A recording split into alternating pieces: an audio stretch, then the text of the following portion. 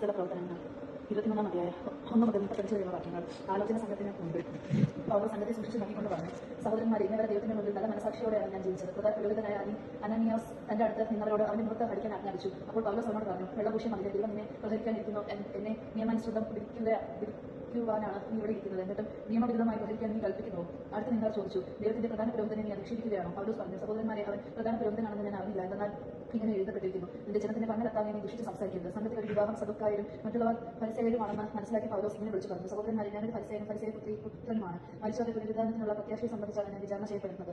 അവൻ ഇത് പറഞ്ഞപ്പോൾ ഫരിസേയരും സദുക്കായരും തമ്മിൽ അഭിപ്രായ ഭിന്നത ഉണ്ടാവുകയും അവിടെ കൂടി നിന്നവർ രണ്ടു പക്ഷമായി തിരികുകയും ചെയ്തു. കാരണം പുനരുദ്ധാനമോ ദൈവദൂതനോ ആത്മാവോ ഇല്ല എന്നാണ് സദുക്കായർ പറയുന്നത്. ഫരിസേയരാകട്ടെ ഇവയെല്ലാം ഉണ്ടെന്ന് പറയുന്നു. അവിടെ വലിയ ബഹളമുണ്ടായി. ഫരിസേയർപ്പെട്ട ചില നിയമജ്ഞർ എഴുന്നേറ്റ് ഇങ്ങനെ വാദിച്ചു, ഈ മനുഷ്യൻ ഞങ്ങൾ ഒരു കുറ്റവും കാണുന്നില്ല. ഒരു ആത്മാവോ ദൂതനോ ഒരുപക്ഷെ ഇവനോട് സംസാരിച്ചിരിക്കാം.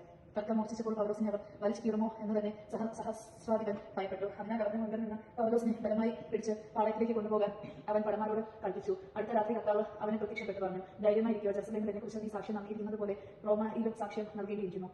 യഹൂദരുടെ ഗൂഢാലോചന. പ്രധാനമായപ്പോൾ യഹൂദർ ഗൂഢാലോചന നടത്തി. പൗലോസിനെ വധിക്കുന്നതുവരെ തങ്ങൾ ഒന്നും തിന്നുകയോ കുടിക്കുകയോ ചെയ്യുകയില്ലെന്ന് അവർ ശബ്ദം ചെയ്തു. 40-ലധികം പേർ ചേർന്നാണ് ഈ ഗൂഢാലോചന നടത്തിയത്. അവർ പുരോഹിത പ്രമുഖന്മാരെയും ജനപ്രമാണികളെയും സമീപിച്ചു പറഞ്ഞു, ഞങ്ങൾ പൗലോസിനെ കൊല്ലുന്നതുവരെ ഭക്ഷണം കഴിക്കുകയില്ലെന്ന് ശബ്ദം ചെയ്തിരിക്കുകയാണ്. അവനെ സംബന്ധിക്കുന്ന കാര്യങ്ങൾ കൂടുതൽ സൂക്ഷ്മമായി അന്വേഷിക്കുന്നതിനെന്ന ഭാവന അവനെ നിങ്ങളുടെ അടുക്കൽ കൊണ്ടുവരാൻ നിങ്ങൾ സംഘം മുഴുവൻ ഒന്നു ചേർന്ന് ശാസ്ത്രാധിപനോട് ആവശ്യപ്പെടുവിൻ.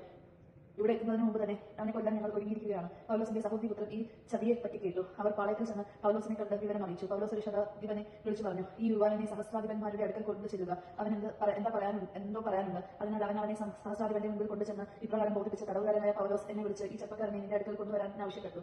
അവന് എന്തോ പറയാനുണ്ട് പോലും.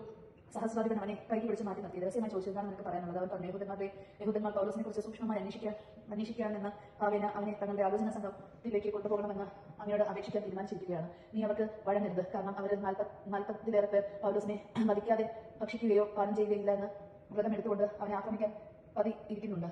നിന്നിൽ നിന്ന് അനുവാദം ലഭിക്കുമെന്ന് പ്രതീക്ഷിച്ചുകൊണ്ട് അവർ ഒരുങ്ങിയിരിക്കുകയാണ്. ഇക്കാര്യം നീ എന്നെ അറിയിച്ചു എന്ന് ആരോടും പറയരുതെന്ന് നിർദ്ദേശിച്ച സഹസ്രാധിപൻ അവനെ പറഞ്ഞയച്ചു ഫെലിക്സിന്റെ അടുത്തേക്ക്. പിന്നെ അവൻ 2 ശതാധിപന്മാരെ വിളിച്ച് ആജ്ഞാപിച്ചു, രാത്രിയുടെ 3-ാം മണിക്കൂറിൽ കെസാരിയ വരെ പോകാനായി 200 ഭടന്മാരെയും 70 കുതിരപ്പടയാളികളെയും 200 ശൂലാധികാരികളെയും ഒരുക്കി നിർത്തുക. പൗലോസ് യാത്ര ചെയ്യാനുള്ള കുതിരകളെയും തയ്യാറാക്കുക. അവനെ ദേശാധിപതിയായ ഫെലിക്സിന്റെ അടുക്കൽ സുരക്ഷിതമായി എത്തിക്കണം. അവൻ ഇങ്ങനെ ഒരു കത്തും എഴുതി, അഭിവന്ദ്യനായ ദേശാപതി ഫെലിക്സിനെ ക്ലാവുദിയൂസ് ലീസിയാസിന്റെ അഭിവാദനങ്ങൾ.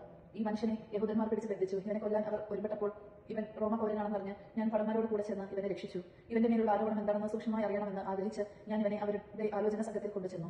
ഇവന്റെ പേരിലുള്ള ആരോപണം അവരുടെ നിയമങ്ങളെ സംബന്ധിക്കുന്ന പ്രശ്നങ്ങളെക്കുറിച്ചാണെന്ന് ഞാൻ മനസ്സിലാക്കി. എന്നാൽ വധമോ കാരാഗ്രഹമോ അർഹിക്കുന്ന ഒരു ആരോപണങ്ങളും ഉണ്ടായിരുന്നില്ല. ഇവനെതിരെ ഗൂഢാലോചന ഉണ്ടെന്നറിഞ്ഞ് ഉടൻ തന്നെ ഞാൻ നിന്റെ അടുക്കലേക്ക് ഇവനെ അയക്കുകയാണ്. ഇവനെതിരായുള്ള ആരോപണങ്ങൾ നിന്റെ മുമ്പിൽ സമർപ്പിക്കാൻ പരാതിക്കാരോട് ഞാൻ ആവശ്യപ്പെട്ടിട്ടുണ്ട്. അങ്ങനെ കൽപ്പന അനുസരിച്ച് ഭടന്മാർ പൗലോസിനെ രാത്രി തന്നെ അന്തിപത്രിസിലേക്ക് കൊണ്ടുപോയി.